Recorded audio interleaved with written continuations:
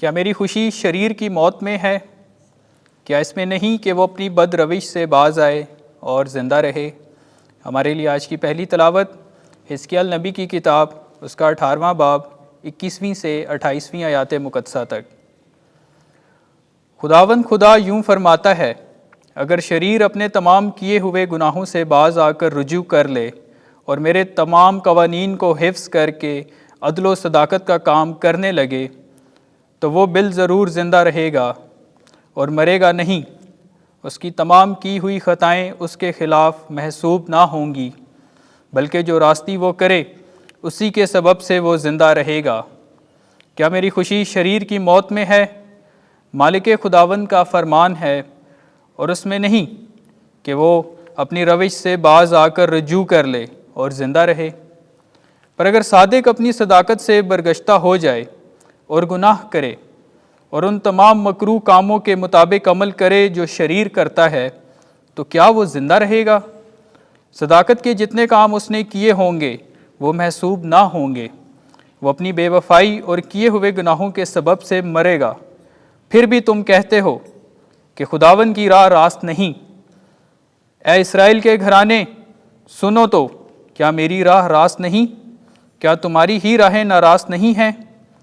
جو صادق اپنی صداقت سے برگشتہ ہو کر گناہ کرتا اور مرتا ہے، وہ اپنے کیے ہوئے گناہ کے سبب سے مرتا ہے۔ جو شریر اپنی گزشتہ شرارت سے توبہ کرتا اور عدل و صداقت کا کام کرنے لگتا ہے، وہ اپنی جان کو بچا لیتا ہے۔ چونکہ اس نے سوچا اور اپنے تمام کیے ہوئے گناہوں سے باز آ کر رجوع کر لیا، اس لیے وہ ضرور زندہ رہے گا اور مرے گا نہیں۔ پاک کلام کے پڑھے اور سنے جانے پر خدا کی برکت ہو۔ زبور 130 جماعتی جواب۔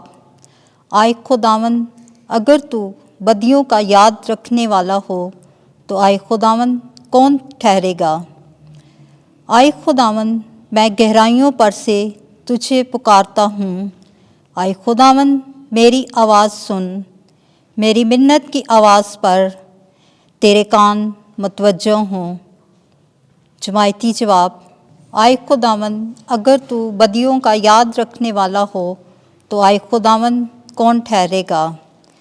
آئے خداوند، اگر تو بدیوں کا یاد رکھنے والا ہو تو آئے خداوند کون ٹھہرے گا؟ لیکن تیرے پاس گناہوں کی مغفرت ہے تاکہ ادب سے تیری عبادت ہو۔ جماعتی جواب۔ آئے خداوند، اگر تو بدیوں کا یاد رکھنے والا ہو تو آئے خداوند کون ٹھہرے گا؟ میں خداوند پر بھروسہ رکھتا ہوں، میری جان اس کے کلام پر امید رکھتی ہے۔ پاسبانوں کی نسبت جو فجر کو دیکھتے ہیں، میری جان خداوند کی زیادہ منتظر ہے۔ جماعتی جواب۔ آئے خداوند، اگر تو بدیوں کا یاد رکھنے والا ہو تو آئے خداوند کون ٹھہرے گا؟ کیونکہ خداوند کے پاس شفقت ہے اور اس کے پاس کثرت سے فدیہ ہے۔ وہ اپنی امت کا فدیہ دے گا اور تمام بدیوں سے اسے چھڑائے گا۔ جماعتی جواب۔ آئے خداوند، اگر تو بدیوں کا یاد رکھنے والا ہو تو آئے خداوند کون ٹھہرے گا؟ خداوند آپ کے ساتھ ہو۔ انجیل مقدس متی کے مطابق اے خداوند تیری تمجید ہو۔ 5واں باب 20ویں سے 26ویں آیت۔ جا اور پہلے اپنے بھائی سے میل کر۔ اس وقت یسوع نے اپنے شاگردوں سے کہا، میں تم سے کہتا ہوں کہ تمہاری راستی فقیوں اور فریسیوں کی راستی سے زیادہ نہ ہو تو تم آسمان کی بادشاہی میں ہرگز داخل نہ ہوگے۔ تم سن چکے ہو کہ اگلوں سے کہا گیا تھا کہ تو خون مت کر، اور جو کوئی خون کرے وہ عدالت میں سزا کے لائق ہوگا۔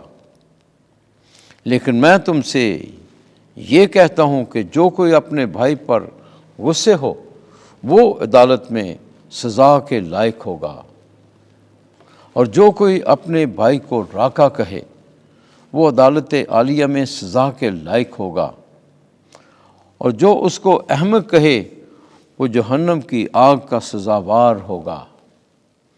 پس اگر تو قربان گاہ کے پاس اپنی نظر لے جائے اور وہاں تجھے یاد آئے کہ میرے بھائی کو مجھ سے کچھ شکایت ہے، تو اپنی نظر قربان گاہ کے سامنے چھوڑ کر چلا جا، پہلے اپنے بھائی سے میل کر، تب آ کے اپنی نظر گزران۔